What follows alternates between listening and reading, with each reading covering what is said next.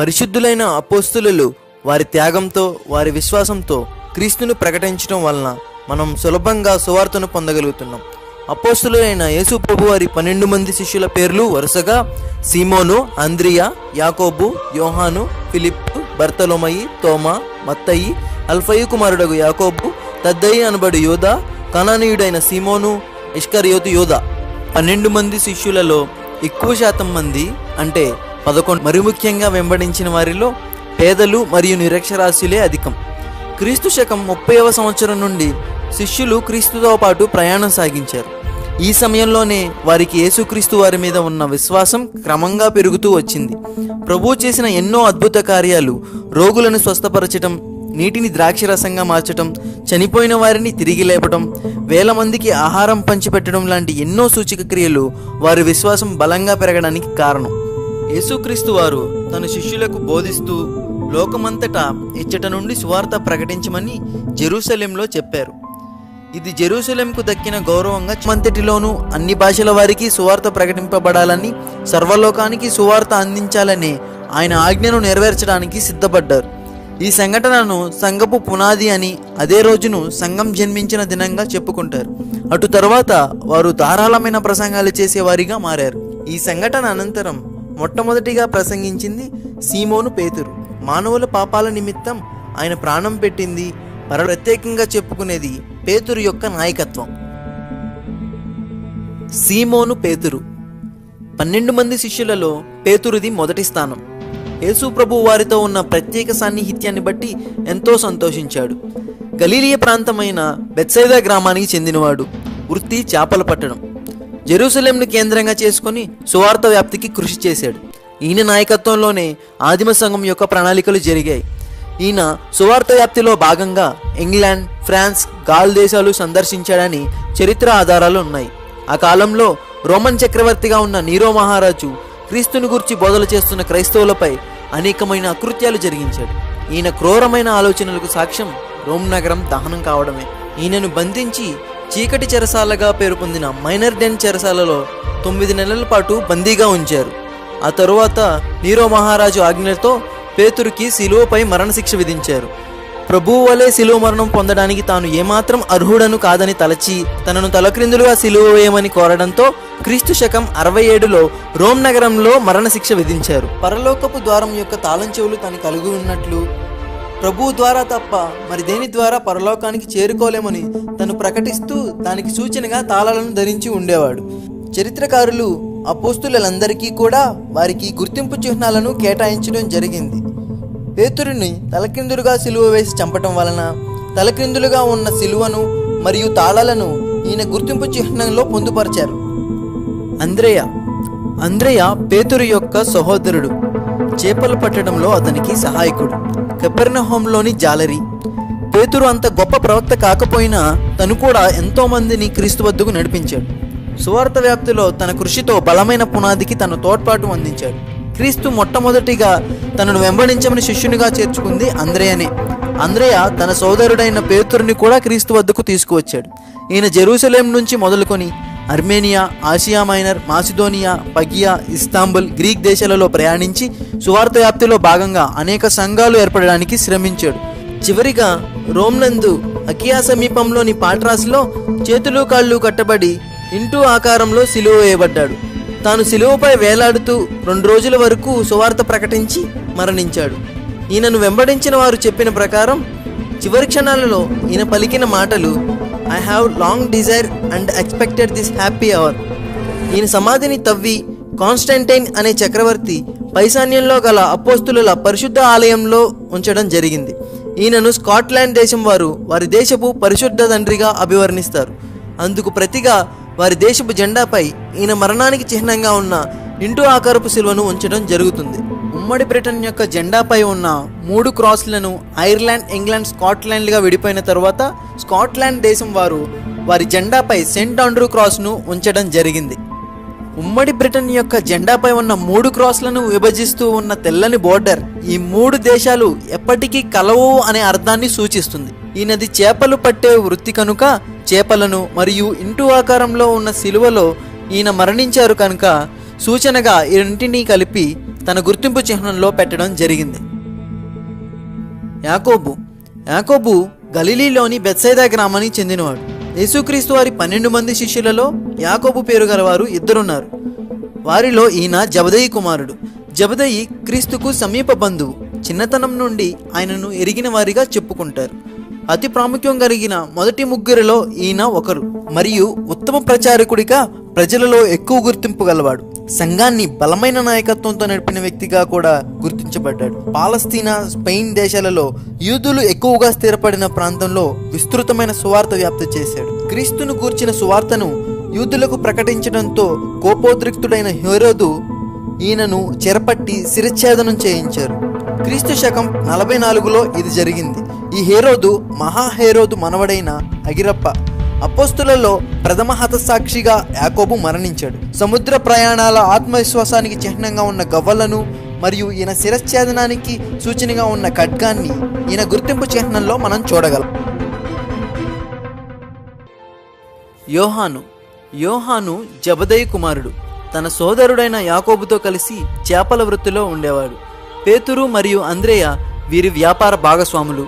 యోహాను 12 మంది శిష్యులలో చిన్నవాడు. ఇతను పెంతెకోస్తు దినం నాడు పేతురుకి కుడిభుజంగా వ్యవహరించాడని చెప్తారు. పెర్గియా, ఫిలదెల్ఫియా, స్పార్దిస్, స్ముర్నా, తాంతియా, పెర్గేములలో ఈయన సువార్త సేవ విస్తృతంగా చేశారు. ఎఫెసులోని తాంతియన్ చక్రవర్తి కాలంలో యోహానును బంధించి రోమ్కు తీసుకువెళ్లారు. అక్కడ కాగుచున్న నూనెలో విసరబడ్డాడు. అయినను ఎటువంటి హాని జరగకపోవడంతో చక్రవర్తి ఈయనను పట్మాస్ ద్వీపమునకు బహిష్కరించారు. అది టర్కీ దేశపు తీరంలో ఉంది. ఏ సంచారం లేని ఆ ద్వీపంలో ఒంటరిగా బాధలు పడి శ్రమపడి చనిపోవాలనే ఉద్దేశంతో ఇది జరిగించారు. ఈయన అక్కడ ఉండగానే ప్రకటన గ్రంథం రాయబడిన ఆ గుహని అపోకలిప్స్ గుహ అని అంటారు. యోహాను మరలా విడుదల చేయబడి మోడర్న్ టర్కీ ప్రాంతానికి మొదటి బిషప్గా వ్యవహరించాడు. ఈయన తన వృద్ధాప్యంలో 101 సంవత్సరాల వయస్సులో మరణించాడు. ఇలా అపోస్తులలో సాధారణమైన మరణాన్ని పొందిన ఒకే ఒక్క వ్యక్తి యోహాను సువార్త, 1 యోహాను పత్రిక, 2వ యోహాను పత్రిక, 3వ యోహాను పత్రిక మరియు ప్రకటన గ్రంథం ఈయన ద్వారా రాయబడ్డాయి. ప్రేమ గురించి ఎక్కువగా ప్రస్తావించారు. తన జీవితంలో తన మరణానికి అనేక ప్రయత్నాలు జరిగాయి. విషపూరితమైన చట్రం నుండి కూడా బయటపడడం జరిగింది. అందువలన ఒక గిన్నెలో ఒక విషసర్పాన్ని ఈయన గుర్తింపు చిహ్నంగా చూడగలం. ఫిలిప్పు బెత్సైదా పట్టణానికి చెందినవాడు. అపోస్తులైన పేతురు మరియు అంద్రేయలు ఈయన గ్రామస్తులే. ఫిలిప్పు అనే పేరు గ్రీకు పదం. గ్రీకు మాట కావడంతో ఈయన గ్రీసు దేశస్థుడని అందరూ అనుకుంటారు. ఈయన క్రీస్తుని వెంబడించలేదు. క్రీస్తే ఆయనను వెంబడించమని ఫిలిప్పుని పిలిచినట్లుగా యోహాను సువార్త 1:43లో మనం చూడగలం. ఫిలిప్పు దేనినైనా పరిశీలించిన తర్వాతే నమ్మే స్వభావం గలవాడు. ఫిలిప్పు తర్వాతి కాలంలో తన స్నేహితుడైన నతానియేలును క్రీస్తు వద్దకు నడిపించాడు. నతానియేలు లేఖనాలను బాగా తెలిసినవాడు. తన ద్వారా లేఖనాలను గురించి పరిశీలించి తెలుసుకున్న తర్వాతే నమ్మి విశ్వాసంతో ఆయనను వెంబడించాడు. యోహాను సువార్త 6వ అధ్యాయంలో వేల మంది ప్రజలు క్రీస్తు కొరకు చేరుకున్న సమయంలో వీరికి ఎక్కడ నుండి రొట్టెలు కొని తెప్పించగలమని ఫిలిప్పు అడిగాడు. సైత్సోకు వెళ్ళి 20 సంవత్సరాలు సేవ చేశాడు. ఇది రష్యన్ సామ్రాజ్యం యొక్క దక్షిణ భాగం. తరువాత ఫ్రాన్స్, ఆసియా మైనర్కు వెళ్ళి సేవ చేశాడు. ప్యూరా హోలీ పట్టణంలో కొంతమంది మతాధిపతులు ఈయనను బంధించి సిలువకు కట్టారు. సిలువలో వేలాడుతుండగానే రాళ్లు విసిరికొట్టి చిత్రహింసలు చేశారు. వీళ్ళని క్షమించమని ప్రార్థించి మరణించాడు. అప్పటికి ఈయన వయస్సు 87 సంవత్సరాలు. ఫిలిప్పు 5 రొట్టెలు 2 చేపలు బహుజనానికి పంచడంలో ప్రత్యక్ష సాక్షిగా ఉన్నాడు మరియు సిలువపై వేలాడదీసి చంపబడ్డాడు. అందువల్లనే 2 రొట్టెలు సిలువను తన గుర్తింపు చిహ్నంలో ఏర్పరచడం జరిగింది. బర్తాలోమయి అనగా తులమయి కుమారుడు అని అర్థం. బర్తాలోమయి అనే పదం అరామిక్ పదం. గలిలయలోని కానాను ప్రాంతంలో తులమయి కుమారుడు అని పిలువబడుతున్నాడు. ఈ ప్రాంతం నజరేతుకి 5 మైళ్ళ దూరంలో ఉంది. బర్తలోమయి అని పిలువబడుతున్న నతానియేలు ధర్మశాస్త్రమును చక్కగా చదివినవాడు. యోహాను సువార్త 1:47లో యేసుక్రీస్తు వారు నతానియేలు గురించి చక్కగా చెప్తున్నారు. ఇదిగో ఇతడు నిజంగా ఇశ్రాయేలీయుడు, ఇతని యందు ఏ కపటమూ లేదు. నతానియేలు ఉత్తర ఇండియా పడమర వరకు వచ్చి సువార్త వ్యాప్తి చేశారు. Ethiopia, Armenia, India, Mesopotamia, పగియా, Ricky మొదలైన ప్రాంతాలలో సువార్త సేవ జరిగించాడు. తరువాత ఆఫ్రికా ఉత్తర భాగంలో సేవ చేయడానికి వెళ్ళాడు. స్నేహితుడైన ఫిలిప్తో కలిసి హీరాపోలీలో సేవ చేశాడు. క్రీస్తు శకం 60లో అర్మానియా దేశంలో తన సేవను ప్రారంభించాడు. అప్పటికే తద్దయి అక్కడ సంఘాన్ని ఏర్పాటు చేసి ఉన్నాడు. అక్కడి రాజు పూజించే విగ్రహాల్లోని దెయ్యాలను వెళ్ళగొట్టి రాజును అక్కడున్న మరికొందరును బాప్తిస్మం పొందడానికి కారణమయ్యాడు. శాస్త్రులు రాజు యొక్క సహోదరుని సహాయంతో బర్తలోమేయుని బంధించి బ్రతికి ఉండగానే చర్మాన్ని వలిచి ఘోరమైన హింసతో కూడిన మరణాన్ని పొందేలా చేశారు. బర్తలోమయిగా పిలువబడుతున్న నతానియేలు యొక్క సమాధి అర్మానియాలో ఉంది. ప్రస్తుతం ఈయన ఎముకలు టైప్రస్ నది ఒడ్డున ఉన్న సెయింట్ బర్తలోమయి ఆలయం నందు ఉన్నాయి. లేఖనాలను ఎరిగిన బర్తలోమయి స్వేచ్ఛగా సువార్తను ప్రకటించాడు. చర్మం వల్చబడి చంపబడ్డాడు. కనుక ఈయన గుర్తింపు చిహ్నంలో లేఖన గ్రంథం మరియు కత్తిని మనం చూడగలం. తోమా దిదుమా అని పిలువబడుతున్నాడు. తోమా ఒక పేద జాలరి. పునరుత్థానం అయిన క్రీస్తును చూసి తాకితేనే కానీ నమ్మలేదు. తోమా గలిలీలోని తిబెరియా ప్రాంతంలో నివసించేవాడు.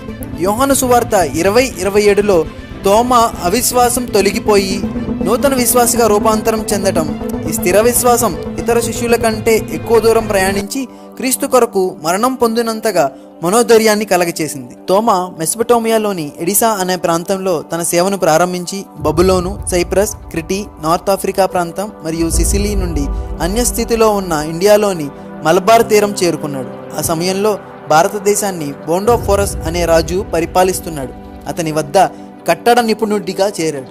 కేరళలోని మలబార్ సముద్ర తీరంలో 7 స్థలాలలో సంఘాలను స్థాపించి 2 అభిషేకించి వారికి వాటిని నడిపించే బాధ్యతలు అప్పగించి తూర్పు దిశగా ప్రయాణించాడు. చెన్నై పట్టణ ప్రాంతంలోని మైలాపూర్లో తన సేవ కొనసాగించాడు. మైలాపూర్లోని తన సేవను చూసి అన్యదేవతల పూజారులు మిస్త్రీ అనే అక్కడి రాజు సహాయంతో ప్రార్థించుకుంటున్న సమయంలో బల్లెంతో పొడిచి ఆయనను చంపారు. ఆ ప్రదేశాన్ని మౌంట్ థామస్గా పిలుస్తున్నారు. క్రీస్తు శకం 72లో మరణించారు. ఆయన శిష్యులు ఆయన ద్వారానే కట్టబడిన ఆలయం వద్ద మైలాపూర్లో ఆయనను సమాధి చేశారు. సమాధిలోని ఇటుకరాళ్లు 1వ శతాబ్దానికి చెందినవిగా రుజువు అవుతున్నాయి. క్రీస్తు శకం 394లో కాన్స్టాంటైన్ అనే చక్రవర్తి ఆదేశానుసారం తోమా యొక్క సమాధిని తవ్వి ఆ ఎముకలను ఇటలీలోని ఓర్టానాలో సమాధి చేశారు. కాన్స్టాంటైన్ను మొట్టమొదటి క్రైస్తవ చక్రవర్తిగా అభివర్ణిస్తారు. ఇలా తవ్వి తీసుకువెళ్తున్న సమయంలో తోమా యొక్క బొటనవేలు ఊడి పడిపోవడంతో మైలాపూర్లో దానిని సమాధి చేసి మిగిలిన ఎముకలను ఇటలీలో సమాధి చేశారు. ఈ విధంగా తోమా యొక్క సమాధి ఇటలీ మరియు మైలాపూర్ 2 చోట్ల ఉంటుంది. థామస్ యొక్క గుర్తింపు చిహ్నంలో బల్లెం మరియు వడ్రంగి పరికరాన్ని చూడగలం. బల్లెం ఆయన మరణానికి సూచికగా, వడ్రంగి పరికరం ఆయన వృత్తికి సూచికగా గుర్తింపు చిహ్నంలో ఉంచబడ్డాయి. మత్తయి రోమన్ ప్రభుత్వపు సుంకపు పన్ను వసూలు చేసే అధికారి, ట్యాక్స్ కలెక్టర్. కెపెర్నహూములోని ఓడల వాణిజ్య రవాణా పన్ను వసూలు చేసే వృత్తి. రోమన్ ప్రభుత్వం యూదుల వద్ద అనేక రకాలుగా పన్నులు వసూలు చేస్తూ ఉండేది. నేల మార్గము, సముద్ర మార్గము నుండి వచ్చే వస్తువులపై సుంకపు పన్ను విధించేవారు. ఆ విధంగా కెపెర్నహూములో పన్నులు వసూలు చేసే వారిలో ఒకడు ఈ మత్తయి. రోమా ప్రభుత్వం తరపున ఉద్యోగం చేసే యూదులు కనుక మిగిలిన యూదులు కులద్రోహులు అని ద్వేషించేవారు. సమాజ మందిరంలో కూడా చోటిచ్చేవారు కాదు. వీరి కానుకలు అంగీకరింపబడేవి కాదు. అయినా యూదుల ఆచరణలు మాత్రం విడిచిపెట్టలేదు. యూదుల గ్రంథాలను విరివిగా చదివినవాడు. క్రీస్తును గురించి తెలుసుకోగలిగాడు. అందును బట్టి యేసు ఈయనను చూచి ఇచ్చమని చెప్పాడు. ఇతను లేచి ఆయనను వెంబడించాడు. క్రీస్తు చెప్పిన వాటిని, చేసిన వాటిని రాసిపెట్టుకున్నాడు. తరువాత అది సువార్తగా మారిపోయింది. పాత నిబంధనలో క్రీస్తుకు సంబంధించిన ప్రవచనాలను ఎత్తి చూపించి లోకమును రక్షించుటకు వచ్చిన మెస్సయ్య క్రీస్తే అనే సత్యమును నొక్కి చెప్పాడు. అందును బట్టి ఆదిమ సంఘపు క్రైస్తవ పితరులు మత్తయి సువార్తను కొత్త నిబంధన యొక్క మొదటి పుస్తకంగా సమకూర్చారు. మత్తయి 15 సంవత్సరాల పాటు యూదుల మధ్య సువార్త సేవ చేశాడు. పారసీక, ఐథియోపియా ప్రాంతాల్లో సేవ చేశాడు. అక్కడి నుండి క్రీస్తు శకం 90వ సంవత్సరంలో తాబ్రియేలు ఏలుబడిలో హతసాక్షిగా మరణించాడు. ఈటితో పొడిచి గొడ్డలి చేత శిరస్త్రాణం చేసి చంపబడ్డాడు. ఈయన గుర్తింపు చిహ్నంలో ఈటితో ఉన్న గొడ్డలి మరియు ఈయన వృత్తికి సూచన అయిన డబ్బు సంచులను ఉంచడం జరిగింది.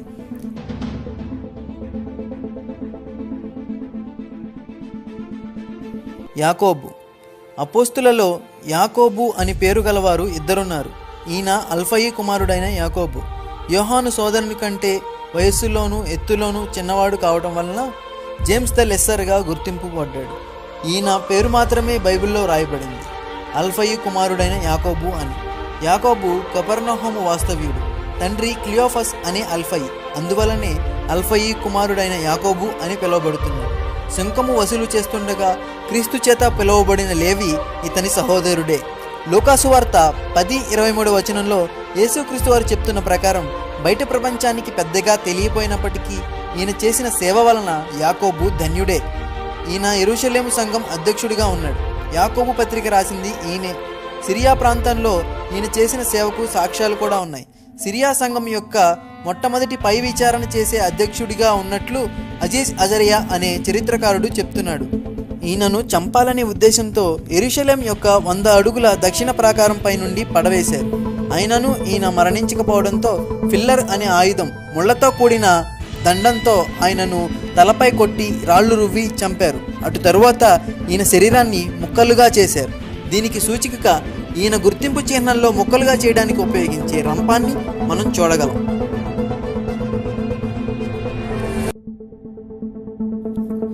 యూదా తద్దయి అని పిలువబడుతున్నాడు.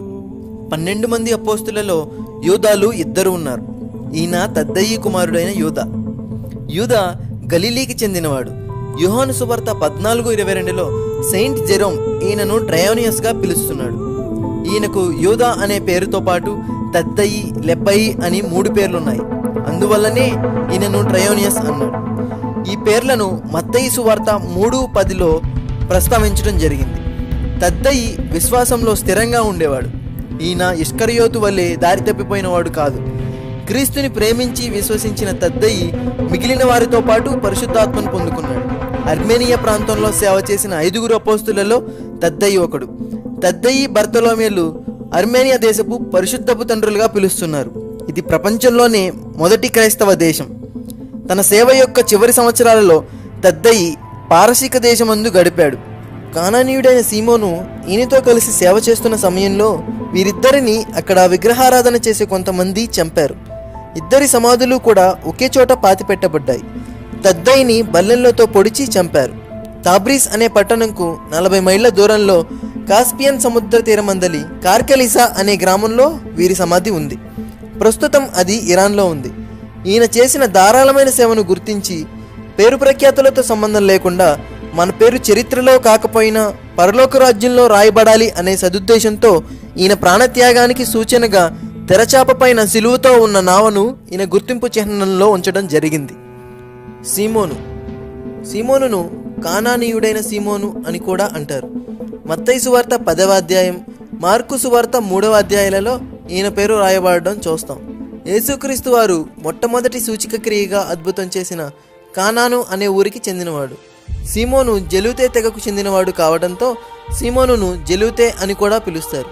యెరూషలేం నందు రోమా సైన్యాన్ని తరిమివేసి యెరూషలేంను సొంతం చేసుకున్నది ఈ విప్లవకారులే. రోమా చక్రవర్తి నీరో యూదులను అణిచివేయడానికి పెద్ద సైన్యాన్ని పంపించాడు. తీవ్రవాది అయిన సీమోను క్రీస్తును నమ్మి విశ్వసించి ఆయనను వెంబడించాడు. ఆత్మాభిషేకం కొరకు మేడగదిలోకి కూడిన వారిలో ఈయన కూడా ఉన్నాడు. సీమోను తన సువార్త సేవను ఐగుప్తు, సియరిన్, మారిడానియా, లిబియా, నార్త్ ఆఫ్రికాలలో జరిగించాడు.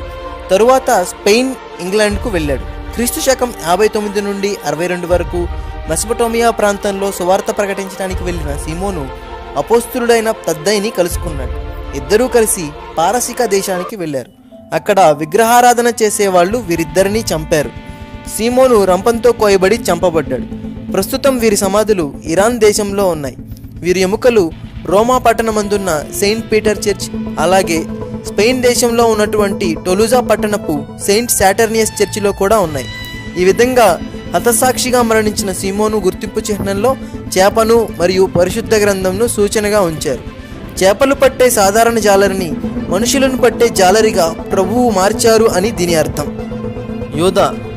యూదా ఇస్కరియోతు ఒక అన్యునిగా ఉండి పాపం చేసిన వాడి కంటే కూడా దేవునితో నడిచి చేసిన పాపాన్ని బట్టి మరి ఎక్కువగా శాపగ్రస్తులం అవుతామని చూపటానికి ఇస్కరియోతు యూదా ఒక చక్కని ఉదాహరణ.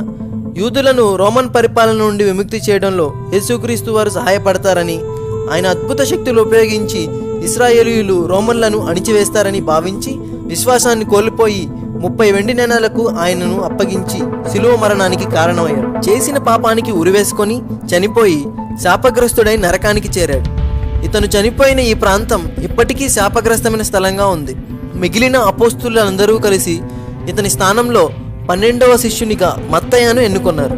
ఇతను కూడా ముందు నుండే క్రీస్తుని వెంబడించినవాడు. మత్తయ్య తాను చేసిన సువార్త సేవలో భాగంగా హతసాక్షిగా మరణించాడు. ఈయనను శిరచ్ఛేదనం చేసి చంపారని చరిత్రకారులు చెప్తుంటారు. ఈ విధంగా క్రీస్తు ఆజ్ఞలను గైకొని సువార్త ప్రకటించటంలో శ్రమలు ప్రయాసలు పడి హతసాక్షులుగా మరణించి క్రీస్తును ప్రకటించిన అపోస్తుల త్యాగాన్ని, వారి విశ్వాసాన్ని జ్ఞాపకం చేసుకుంటూ మనల్ని మనం ఒకసారి పరిశీలించుకుందాం. ప్రభు సేవలో వాడబడి దూరపు ప్రయాణాలు చేసి క్లిష్టమైన పరిస్థితుల మధ్య రవాణా సౌకర్యం కూడా లేని ప్రాంతాలలో కాలినడకన సువార్తను మొదలుపెట్టి క్రీస్తు కొరకు ఆత్మలు సంపాదించి ప్రభు చెంత చేరిన అపోస్తులకు, సువార్త సేవకులకు స్మాల్ ట్రిబ్యూట్.